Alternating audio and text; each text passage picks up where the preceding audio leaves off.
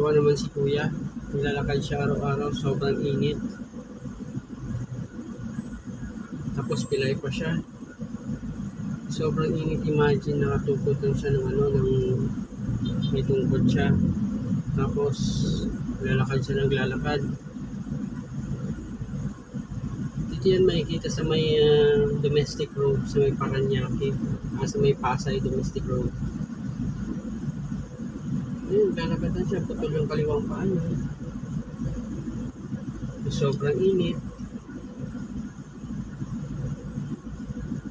Gaano kahirap yun? No?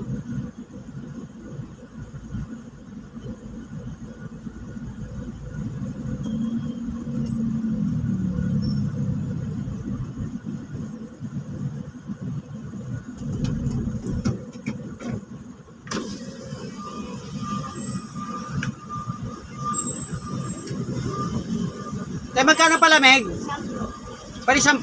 Bayaran ko. 10. O, bigyan mo na si kuya, yung pilay.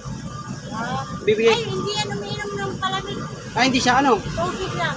May tubig ka ba dyan? Wala. Paano yun? Si Putol, yan umiinom ng palamig. Sige, kala ko kasi Kasi niyang pera. pera gusto niya.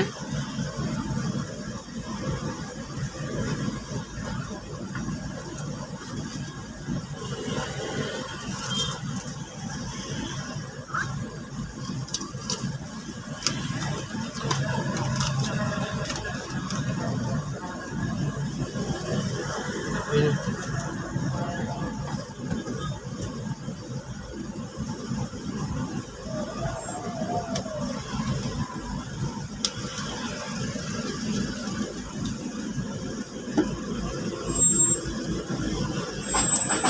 Ibigay ko ito sa kanya pang palamig.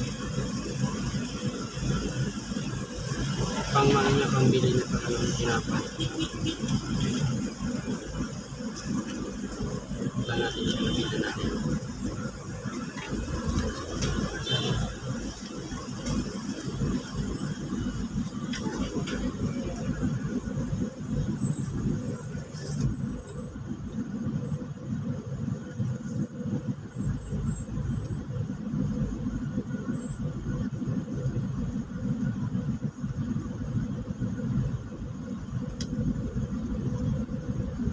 Kaya bibigyan ko siya. Kuya! Kuya! Kuya!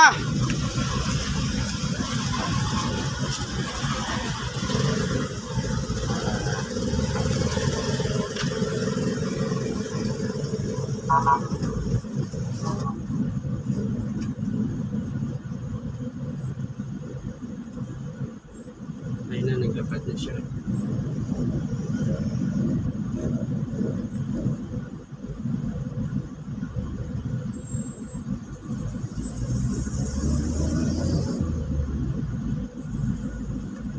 Imagine, ang init kanina po siya naglalakad, oh. Diba?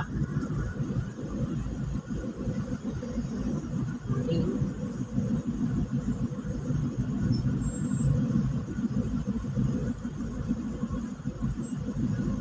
Ay. Ito, kung sakali ito yung magulang, saan siya dadaan, iwasan niya yung bilis, papahinga siya. Pahinga muna siya kasi nakapagod. Imagine, kanina pa yung lakad niya. Lakad siya ng lakad, tapos pilay pa siya, yung nagkatungkod pa siya. Imagine, sobrang init pa, no? Grabe. Kung kayo kaya, kung sa atin kaya mangyari yan, napakaswerte natin dahil tayo ay okay ang ating pangangatawan. Wala tayong kapansanan. Samantalang sila na may kapansanan, kinakaya ang hirap ng sitwasyon. Tulad yan, oh, sobrang init. Di ako, nasa loob na ako ng sasakyan, nagre-reklamo pa ako na mainit. At ano nga ba ito? Ako ay pinapawisan, nagre-reklamo na ako. Samantalang siya, putol ang kanyang paa. Sobrang init. Nakatungkod pa siya. Gaano kahirap ang kanyang sitwasyon dito sa domestic road. Pasay City siya nagbabaybay, nilalakad araw-araw yan.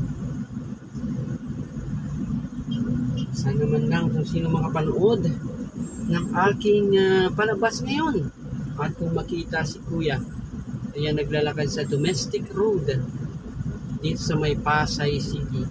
Kayo naman ay may gininto ang puso, kahit mag-abot man lang ng kapiranggot na pera para siya may pambili ng kanyang pagkain. Ito ay malaking tulong na para sa kanya. At kung sakali man na makita mo siya, makita niyo siya, ako na mismo ang kumakatok sa inyong makapuso na sana ang inyong gininto ang puso ay maantig sa kanyang damdamin dahil siya ay sa kanyang sitwasyon bilang siya ay may kapansanan.